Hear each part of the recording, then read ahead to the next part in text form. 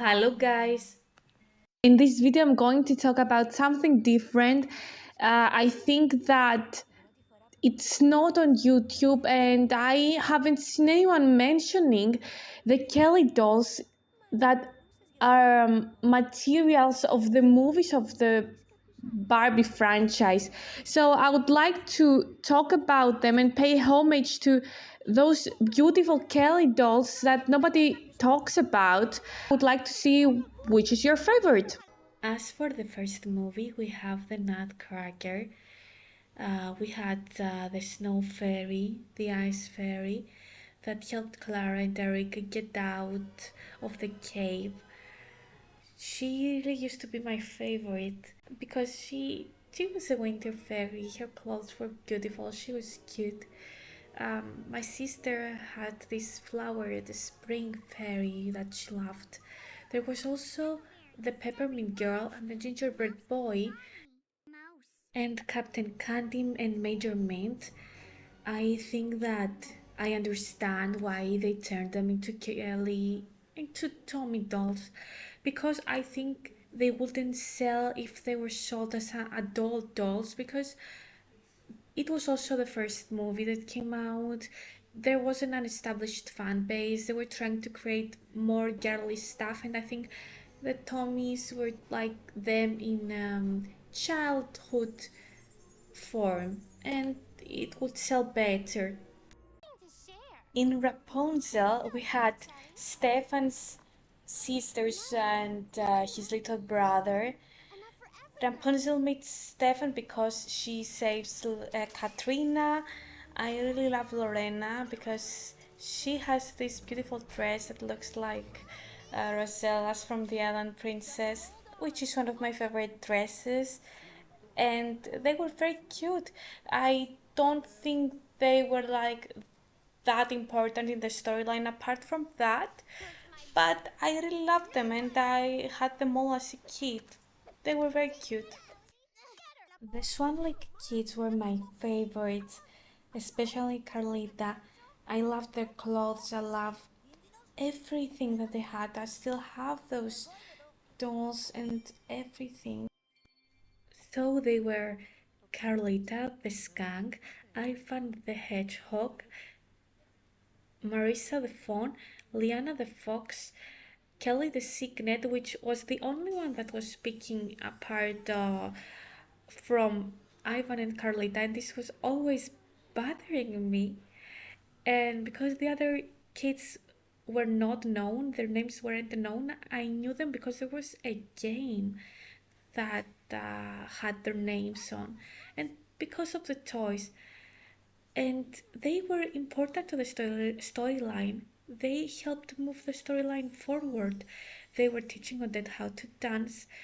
They had moves, they had stories, and their story was similar to Odette.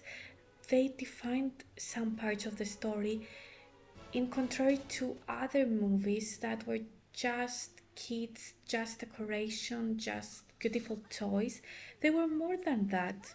And I like that. And also, Ivan had a crush on Carlita, which was like an ultimate ship when I was a child. I think the creators were so inspired when making them, when bringing them to life, and it's really impressive. Then we have The Princess and the Pauper. That was actually one of my favorites, along with The Swan Lake and The Island Princess. The Kellys were the little bridesmaids, and there was a girl resembling Annalise and the girl resembling Erica. They were beautiful. There were some girls, little girls, that were actually flower girls, and they didn't really contribute to the story. They didn't have an important part in the story, but I remember liking them, and I remember they were sold with Hugh too, the butterfly. So then we have the magic of the Pegasus. There was Lilac, Rose, and Blush, the orange girl, that was my favorite. They came along with little Pegasus horses, and they were very, very cute. I remember them being really, they made that they had an impact in the storyline because they were postponing the sunset so that the day will not leave earlier so that Annika would save time.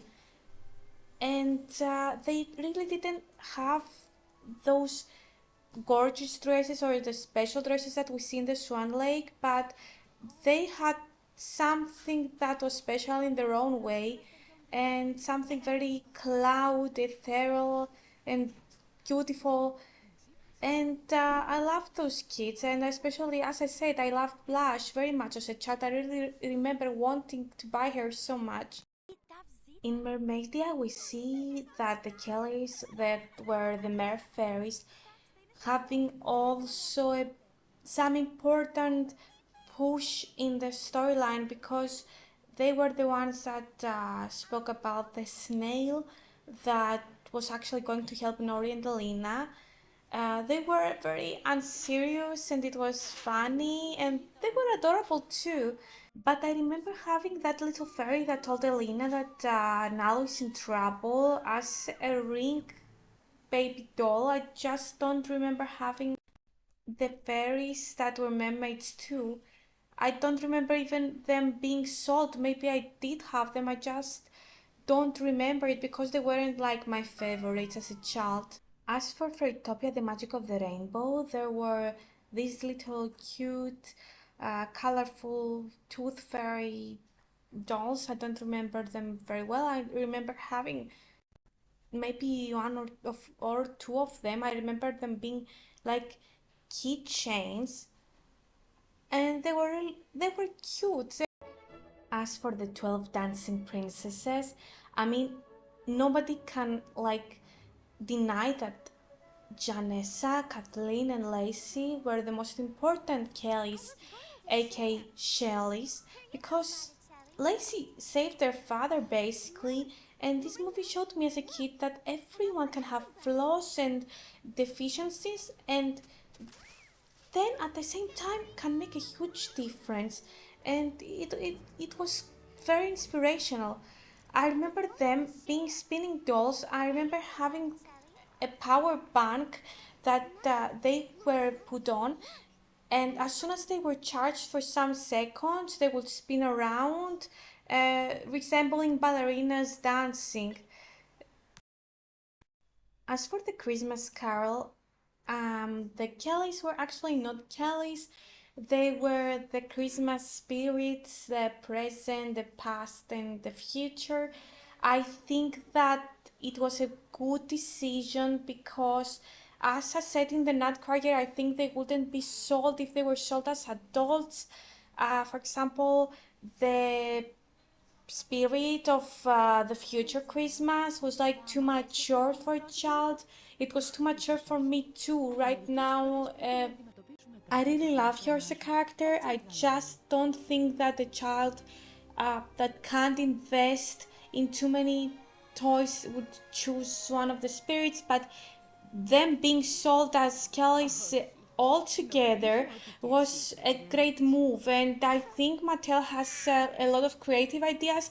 As for the 12 dancing princesses that were like power bank dancing spinning ballerinas, and right now this with the spirits, the Christmas spirits, that you could also buy them.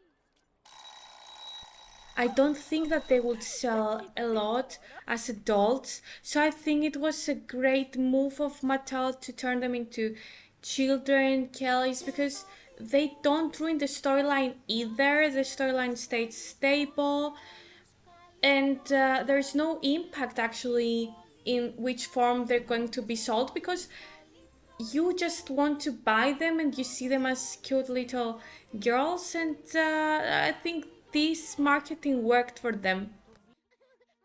As for the Ellen Princess, I think the girls, Antonio's sisters, Rita, Sofia, and Gina, were not important in the storyline that much. They didn't make a difference. They were just important in the part where they told Tika about the ball, and then she told Rosella about the ball, and we had that iconic dress.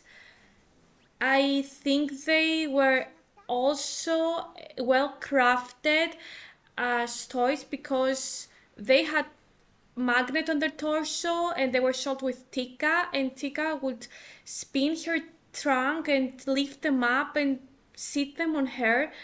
I think it was smart, and I just really congratulate the person who was in charge of designing them. I really loved them as a kid. I think that Gina was sold separately from Sophia and Rita because she didn't have this magnet. She was sold with a baby Tika, a baby elephant that was also cute and had flowers like Tika in the movie. As for Thumbelina, they paid homage well to the flower babies. I remember them being scented as flowers. They had flowers of different kind of smells. They had roses and chamomile, and I remember loving the chamomile and an orange one.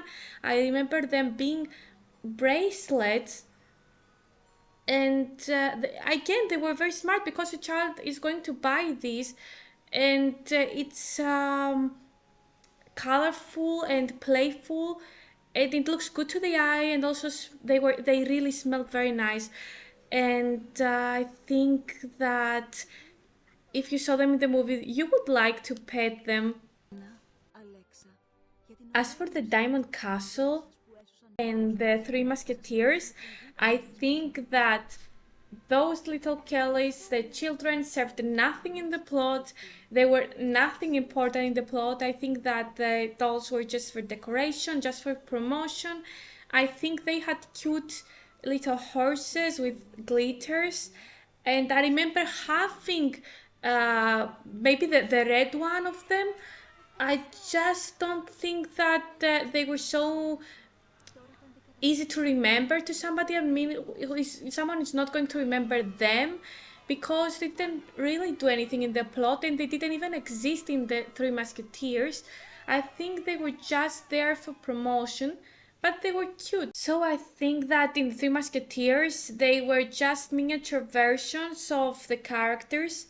I don't think that they were necessary because the adult dolls were already being sold. So I would like to know which was your favorite as a child. Thanks for making it this far in this video.